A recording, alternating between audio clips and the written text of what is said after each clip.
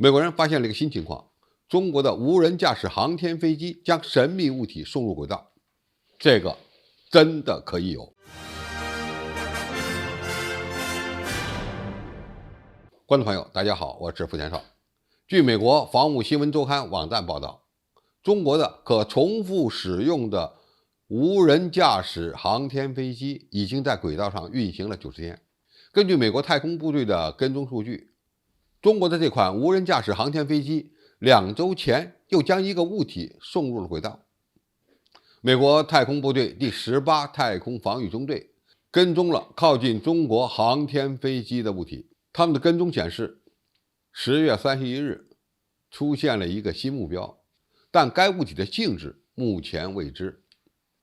早在2020年9月，中国的这架无人驾驶航天飞机在执行第一次为期2天的任务之后，安全地降落在中国本土。在脱离轨道之前，这架无人驾驶航天飞机在轨道周围释放了一个物体，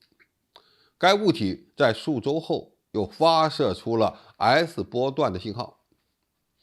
美国据此推测，这是一种用于监视航天飞行器的小型卫星。中国的空间站此前呢，也释放过用于监视自身的伴随卫星。当然，这更可能是中国的无人驾驶航天飞机在测试将小型载荷部署到轨道上的能力。该航天器将在轨道上停留多长时间，美军现在摸不清楚。但是以首次飞行一样，它可能也会降落在我国西北的某基地。西方的卫星图像显示，其着陆点附近最近有大量的人员活动。美国专家声称，中国无人驾驶航天器有机会脱离轨道并降落在罗布泊，其时间或许就在11月下旬。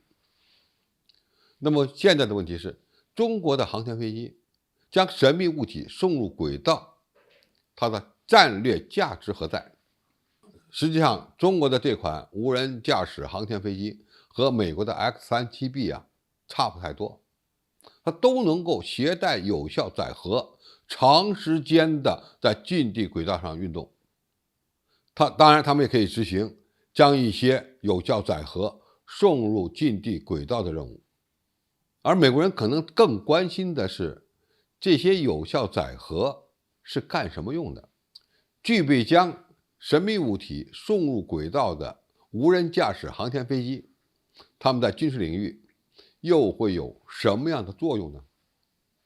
首先，在战时可以用它们快速投放小型卫星，从而在短时间内形成一个对地监视星座。第二，这种无人驾驶的航天飞机如果带有机械臂，那么就可以用它们抓捕敌方的卫星和其他的航天装备。第三，中国的无人驾驶航天飞机与美国的 X-37B 可能拥有同样的作战能力，也就是他们都具备太空军事打击能力。可以这么说，美国有的，中国也要有。当然，中国自行研发的这款空地往返的无人驾驶航天飞机，也能够在民用领域大展身手。它可以利用入轨时间长的特点，为其他的卫星提供燃料加注服务，也可以装载机械臂用于清理太空垃圾，还能为空间站进行紧急补给等等。可以说，在天地往返的无人驾驶航天器的研发方面，